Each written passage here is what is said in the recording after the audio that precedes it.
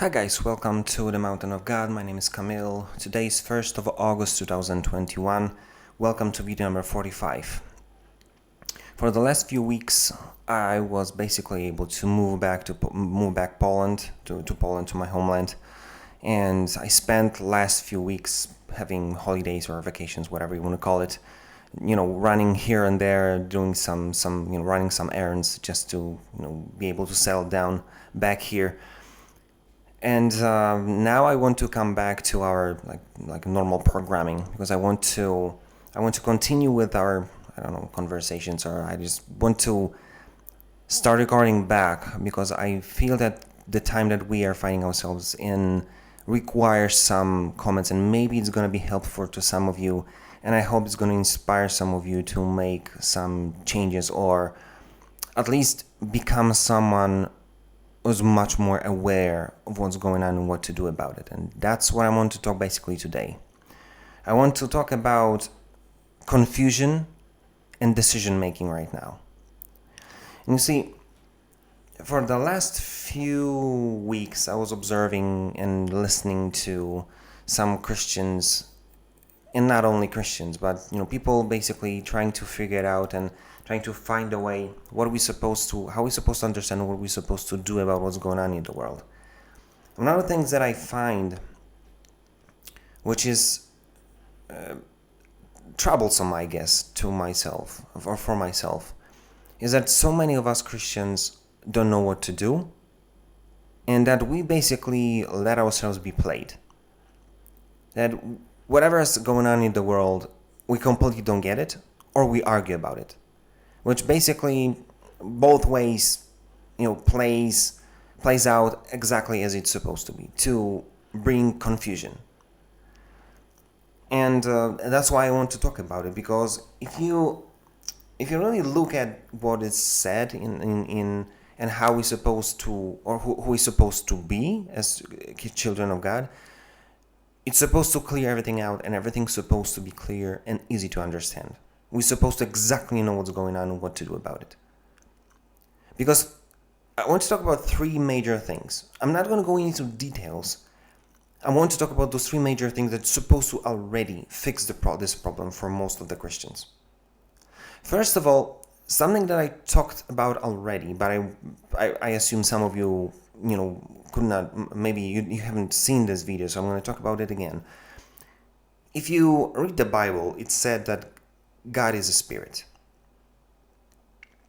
So basically what you do is you believe, as a Christian, if you're a Christian, you believe that there's an entity, which is a spirit, which is in higher dimensions than we are, that governs this all. And if that would be it, then maybe it would be like, maybe it's nothing really big, because if you'll find tons of people who are able to do or who believe the same thing.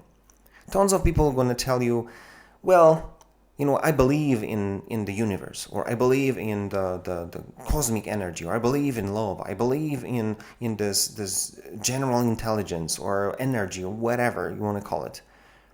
And if you say that you just believe in God, it gives you nothing. It puts you in a position that you believe that there's someone, but how do I supposed to match it with what's happening? I don't really know. And this is the problem for all those Christians, all of us, who are basically saying that we believe in God, and we say that we have a relationship with Him, but we don't. Because the simple example, I believe that Cristiano Ronaldo is alive. I believe that he is who he says he is. That this is not some theatrics, that I'm just watching a match and it's just like some I don't know, CGI or something. There's a huge difference in between knowing about him, some facts that he played here or there, or he's doing this or that, and there's a completely different story when I have him on speed dial on my phone. I can call him every minute of a day and just say, hey, Cristiano, I've got a problem, or let's talk about this or that. This is the difference in between you having a relationship with God or not having a relationship with God. That's that simple. So if you're just one of those who just believes, then you've got a problem, because you don't have your God on speed dial. If you believe in God and have a relationship with Him, you're supposed to be able to make a dialogue with him, talk with him, and get the answers. It's supposed to be two-way conversations. And interestingly enough, if you'll have that, one thing that you'll have is peace. Because it's written in the Bible, and this is exactly what I'm experiencing, and many of people that I know do as well. When you have a relationship with your Father, the moment you enter the praying closet, which might be your praying closet, which might be any place, anywhere, the moment you enter His presence, you just say, and concentrate that I know that you're here, and I'm allowing myself to acknowledge that. The peace, which is such amazing, in such amazing quantity and such amazing, influence, that it's hard to explain it with words. It's completely outside of our capability of understanding and explaining that. It's just divine peace. That's why when I see people, especially Christians, who say that they have a relationship with God and they are so afraid of what's going on that they are losing their mind, at least from my perspective, not judging, but something is wrong. Because the first thing you're supposed to get when you spend time with your Father is the peace of mind. That no matter what happens, everything's gonna be fine. Because He never loses control. Everything is under His dominion. Second thing that you're supposed to know is what this whole game is all about. And if you want to listen to like a longer video, how I explain my point of view on this, watch the video that I said that when I talked about hell, which when I said basically that hell was not created for us. In this video, or maybe let me just continue. Watch the video if you want to have a deeper understanding, because I kind of paint the bigger picture. But the second thing that you basically supposed to know is what this whole game is all about. That this game is basically war of Lucifer and his army against us humans, because he has a grudge with God. This is not even a war against God himself, because the devil knows that he has nothing on him. The devil knows, and you're supposed to know as well, the devil is just a creation. And he was never an arch enemy of God, because God won this whole thing already, and He says it straight to your face. There shouldn't be any doubt that this thing is done. Devil might try to kind of lie to his own disciples and people who follow him that maybe he has a chance. No. But that's why you understand that if he's having grudge against God because, he was kicked out of heaven because what he thought and what he wanted to do and whatever, now he's trying to kind of lay his or kind of express his anger against us as a God's creation. And in few of my videos I was talking about as well about this whole, how to understand this whole thing. But you're supposed to understand that nothing that happens in this world, which Bible says that Lucifer is prince of air, he basically plays this game, this plays, he's taking over. And Bible says that he will take over to like huge extent. That's why Bible says that there's a narrow way for those who are going to reach heaven. Most of the people, they're not going to make it. So you see, that's why you're supposed to understand whatever happens in this world, it's going to go against you. And I don't want to paint like a doom and gloom picture, but this is exactly what Bible says. That if we're talking about what can you expect from this world, is bad. Especially now when we're at the end times. If you don't think that we're in the end times, you need to do your homework. But that's why in whatever is happening right now, I always asking myself a question. If you don't know what's happening, if you're completely confused, or if you're just jumping right into whatever's happening, yeah, everything's gonna be fine. We're just gonna get a jab and everything's gonna be cool. Everything's gonna get back to normal. You lost all the understanding what Bible says about what's going on and what's going to happen next. You see, at least from my perspective, this is the thought that I got in my head, that we had too good, everything was too simple and too plain and too great for the last, I don't know, 40 years or whatever. Especially in our Western society, we just had so easy that especially in the church we completely forgot what this whole thing was all about. And Bible says straight to your face, it's a war. But now we go to the church just to sing songs, have fun, say, Jesus, I love you, I want to follow you, you're my God. But then when the reality hits you, you just jump right into it. Everything's going to be fine. You just, do whatever they tell you, right? Tell me, if you're a true Christian, tell me not even if you're a Christian, if you're just a human being, tell me what good went, or what good was as a result of whatever governments did for the last, I don't know, few hundred years. If you don't see that we are basically going backwards and everything is just suffocating everyone inside, economically, physically, mentally, you're not paying attention. You see, this is exactly what was told, what was pre-told, what God told you that is going to happen. That at the end of days, this is exactly what's going to happen. If you look at any area of the world, you will see that it goes against us. Why? If you look at food, nothing is fine. We know that we're poisoned. If you look at medical area, we know that we basically kept in illness, and we're supposed to be ill and then die. If we look at science, it's full of lies. Why?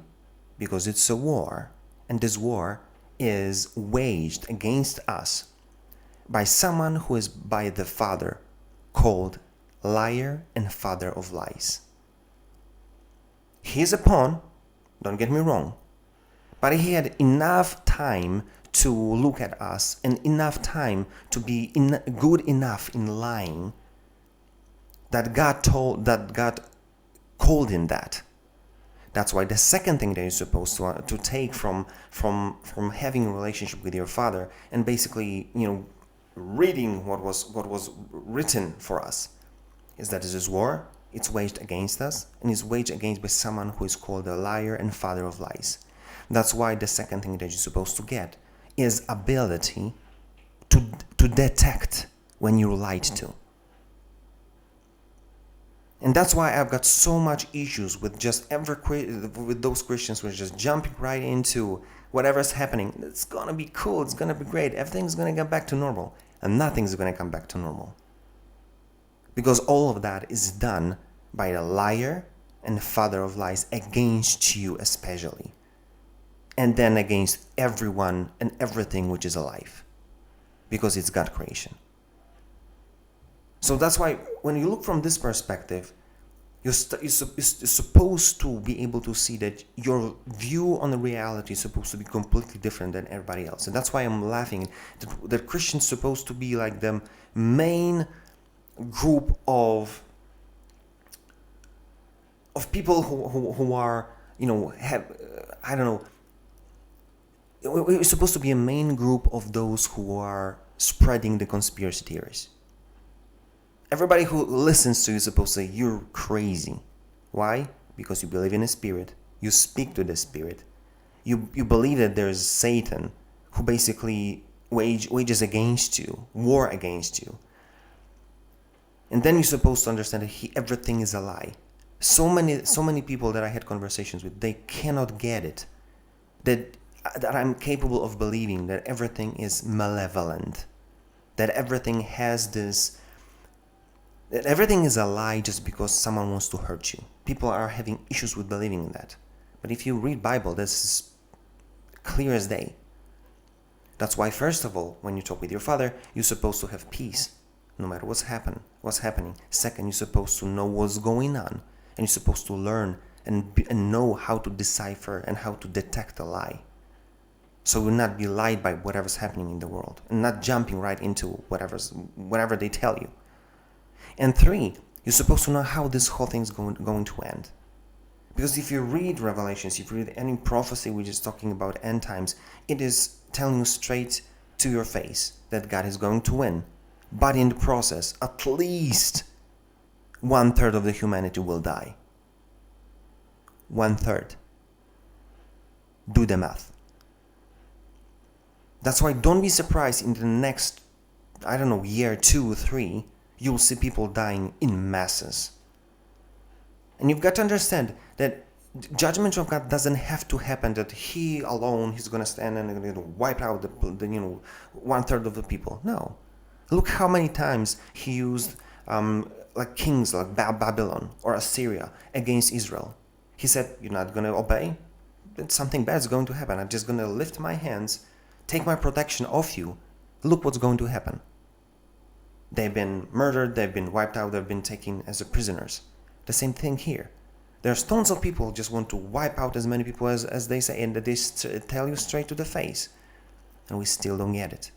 You're supposed to read the Bible and you're supposed to be the first one who knows that this is the plan. But the whole thing is that if you talk to your father, if you really have conversation with your father, if you really read the Bible, you understand what's going on, you've got a peace, you've got understanding, you know how to decipher and detect the lie. The third point that you're supposed to get is to know what you're supposed to do about it. How you're supposed to react to what's going on, what is proposed, what they now talking about trying to force on us. And you know that nothing good is going to end up, be a result from whatever they're proposing. And you've got to understand that you've got to know what is your role exactly in whatever is going to happen. Because if that's true that we are the last generation, then you've got a role to play. So you see, that's why when I see people from Christians, from church, that are completely consumed by fear, or they completely don't understand what's going on, I know that something is wrong. And one of those 3 points is supposed to be fixed as soon as possible.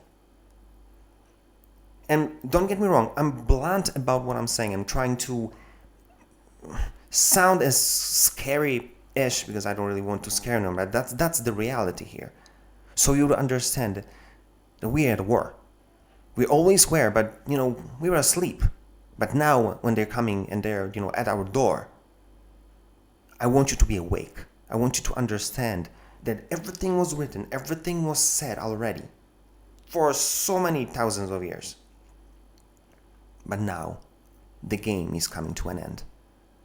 And we're supposed to be ready, we're supposed to understand, we're supposed to be awake, and we're supposed to know what we're supposed to do about it. Having this conversation with our Father, having peace, having understanding, knowing exactly where we're supposed to go, what we're supposed to do.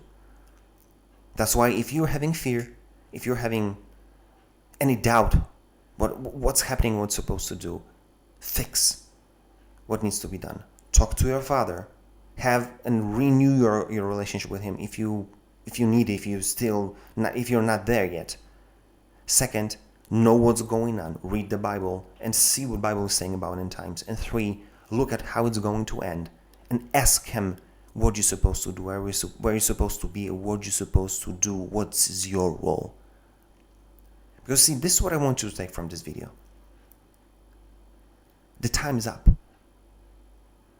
The things that are happening so fast right now that I would not be surprised in the next few days or next few weeks, the world will flip upside down and inside out.